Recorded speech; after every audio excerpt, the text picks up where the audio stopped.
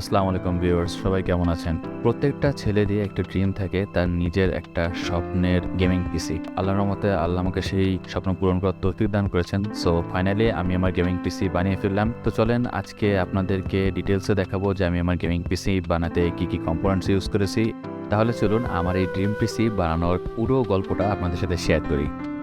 প্রথমে বলছি যে আমার এই পিসি বানানোর সময় অনেকগুলো কম্পোনেন্টস আছে যেগুলোর অ্যাভেলেবিলিটি ছিল না। আমাকে বেশ কিছুদিন ওয়েট করতে হয়েছে এই কম্পোনেন্টগুলা অর্ডার দিয়ে আনার জন্য। কিছু কিছু কম্পোনেন্টস আছে যেগুলা আমি আপনার সাথে শেয়ার করব সামনে, যে সেগুলো আমাদের দেশে অ্যাভেলেবেল ছিল না, সো বাইরে থেকে আমাকে পারচেস করা লেগেছে। আমি আপনাদেরকে ডিটেলসে বলবো যে কিভাবে আমি আমার পিসির কম্পোনেন্টগুলো বাইরে থেকে পারচেস করেছি, এবং এই পুরো জার্নিতে আমাকে স্টারটেক বিডি অনেক বেশি সাহায্য করেছিল। সো তাদের থেকে আমি সব প্রোডাক্টগুলো নিয়েছিলাম। সো চলেন আমি আপনাদেরকে ডিটেলসটা শেয়ার করি। প্রথমে আমি কথা বলি ভার্টিক্যাল গ্রাফিক্স হোল্ডার নিয়ে, বা ভার্টিক্যাল গ্রাফিক্স কিট V3।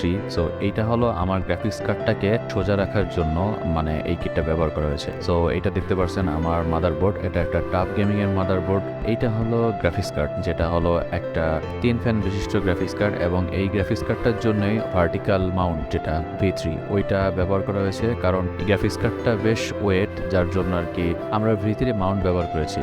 এটা হলো ডেল্টা T-Force এর একটা DDR5 র্যাম। এটা হলো আমার পাওয়ার সাপ্লাই, এটা আপনার থার্মালটেকের। অ্যান্ড এবার হলো এই যে মাদারবোর্ডে আমরা যে প্রসেসরটা লাগাচ্ছি, এটা হলো Ryzen 9 9950X গেমিং প্রসেসর, 16 কোরের একটা প্রসেসর, খুবই পাওয়ারফুল একটা প্রসেসর। সো যেহেতু আমার মাদারবোর্ডও সেরকম, সো এই অনুযায়ী প্রসেসরটা পারফেক্ট ছিল। অ্যান্ড এটা হলো আপনার Asus ROG এর একটা AIO বা আপনার কুলিং সিস্টেম। অ্যান্ড এটা হলো আমার কেস, ইনফিনিটির একটা কেস নিয়েছিলাম, যে কেসটা দেখতে বেশ বড় এবং অনেক বেশি ওয়েট এই কেসটার, কিন্তু কেসটা দেখতে বেশ সুন্দর হয়। এইটা হলো DDR5 র্যাম, প্রথমে দেখেছি ডেল্টা ফোর্সের DDR5 র্যাম, দুইটা র্যাম নিয়েছি 1632 GB। এটা হলো 1 টেরার দুইটা SSD, এটাও আপনার T-Force-এর। অ্যান্ড এই হলো Ryzen 9 প্রসেসরটা আমার, যেটা হলো একটা আপনার AMD-র বিস্ট লেভেল গেমিং প্রসেসর, যেটার ক্লক স্পিড 4.3 GHz থেকে আপ টু 5.7 GHz। এটা হলো আপনার T-Force-এর M.2 SSD, যেটা হলো আপনার Gen 4 PCI M.2 SSD। আসলে এই দুটোই NVMe নেওয়া হলো আপনার NVMe এর ক্ষেত্রে আপনার একটা আলাদা বুস্ট পাওয়া যায় আপনার SSD-র ক্ষেত্রে। সো এটা হলো থার্মালটেকের 750 ওয়াটের একটা পাওয়ার সাপ্লাই, যেটা যথেষ্ট ছিল। আর এটা হলো একটা NVIDIA-র 12 GB গ্রাফিক্স কার্ড, এটা হলো জেনুইন উইন্ডোজ। সো এখন আমাদের ইনস্টলেশনের সময়। সো ফ্যানগুলো অবশ্যই ইনস্টল করা ছিল, এখন মেইনলি ইনস্টল হবে আপনার পাওয়ার সাপ্লাইটা। অ্যান্ড এই যে এক একটা করে হলো আপনার প্রথমে প্রত্যেকটা কম্পোনেন্টস বের করতেছি। আমি টোটাল লাস্টে আপনাদেরকে ডিটেলস দেখিয়ে দেবো যে কোন কোন কম্পোনেন্টসগুলো আমি টোটাল ইউজ করেছি। সো এটা হলো আপনার AIO বা কুলিং সিস্টেম, যেটা আপনার Asus ROG এর ছিল। এই যে মাদারবোর্ডটা বসানো হয়েছে, আমি অবশ্যই এক্সট্রা ফ্যান কিনেছিলাম, এটা হলো GameDS-এর, কারণ আপনার পিসের সাথে ক্যাসিংয়ের সাথে যে ফ্যানগুলো দেয় ওই ফ্যানগুলো এত পাওয়ারফুল হয় না, যেহেতু আপনার এটা একটা powerful based gaming PC. So extra air কুলিংয়ের জন্য বা আপনার মানে এয়ার ফ্লোর জন্য আপনার ভালো ফ্যান দরকার। সো আপনারা GameDS-এর ফ্যান নিতে পারেন। সো আমার কাছে এটা ভালো মনে হয়েছিল, সো ওইটা নিয়েছি।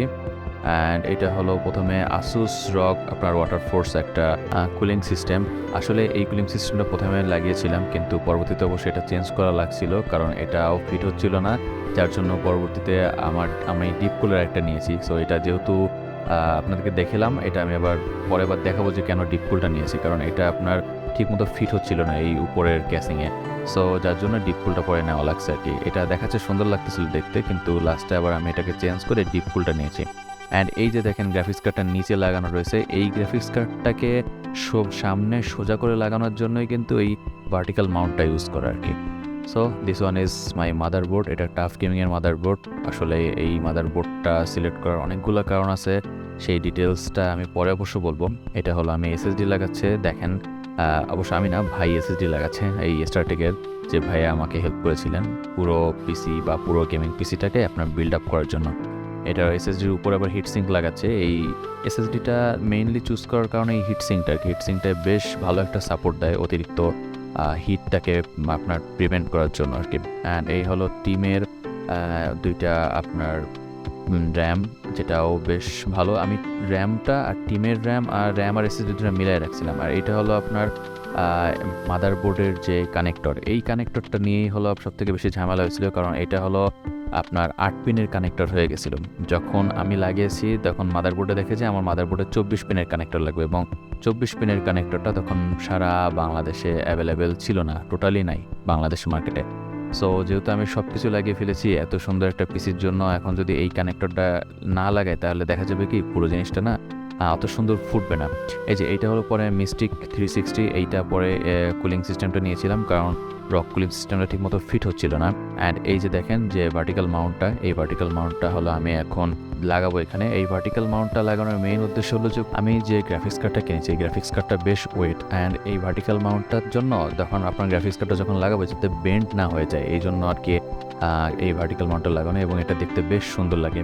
সো এই আমার টোটাল কম্পোনেন্টগুলো নিয়ে যাচ্ছি বাসায়, বিকজ আমার 24-এর যে আপনার মাদারবোর্ডের যে পিন সেটা নাই, যেটা আপনার অর্ডার করেছি আপনার পরবর্তীতে অ্যামাজন থেকে, যেটা বাইরে থেকে আরেকটা ফ্রেন্ডের মাধ্যমে আবার আনা লাগছে, যার জন্য এটা এখন আপাতত কিছুদিন আমার কাছে থাকবে, তারপরে আর কি এবার লাগাবো। এই যে যেটা হলো মিস্টিক 360 যে এআইওটা বা পরবর্তীতে আমি নিয়েছিলাম ওই রগের বদলে চেঞ্জ করে। সো এইটা আমি আপনাকে দেখাচ্ছি, এই মিস্টিক 360টাও বেশ ভালো, কিন্তু এটার ARGB'র ভার্সনটা ছিল না। আমি ARGB ভার্সনটা নিতে চেয়েছিলাম, কিন্তু তখন বাংলাদেশে অ্যাভেলেবেল ছিল না।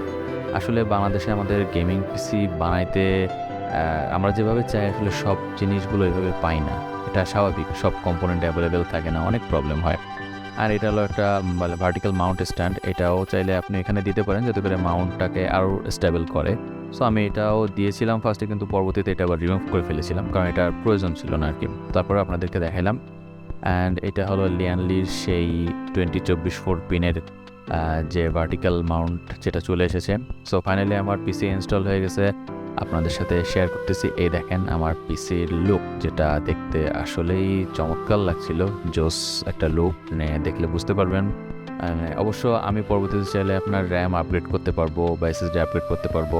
এই তো আমার মনিটরটা নিয়েছিলাম MSI, এটা নিয়ে আমার ডিটেলস একটা ভিডিও থাকবে, এবং অন্যান্য পার্টগুলো নিয়েও আমি ডিটেলস ভিডিও দিব, সমস্যা নেই, আপনারা সেখান থেকে আমার চ্যানেল থেকে পেয়ে যাবেন। সো এই হলো ছোট করে আমার পিসির ডিটেলসটা আপনাদের সাথে শেয়ার করলাম। তো দিস ইজ মাই ড্রিম পিসি। আসলে আমি আরও অনেক কিছু জিনিস অ্যাড করতে চেয়েছিলাম যেগুলো আসলেই অ্যাভেলেবেল না আমাদের দেশে। যাই হোক, তারপরেও কেমন লাগলো জানাবেন, অবশ্যই সবাই কমেন্ট করে জানাবেন, এবং আপনারা কোথা থেকে ভিডিওটি দেখছেন অবশ্যই কমেন্টে লিখুন, আমি সবার কমেন্টের উত্তর দেওয়ার চেষ্টা করব। ততদিনে সবাই সুস্থ থাকবেন এবং ভালো থাকবেন। দেখা হবে সামনের কোনো নতুন ভিডিওতে। আল্লাহ হাফেজ।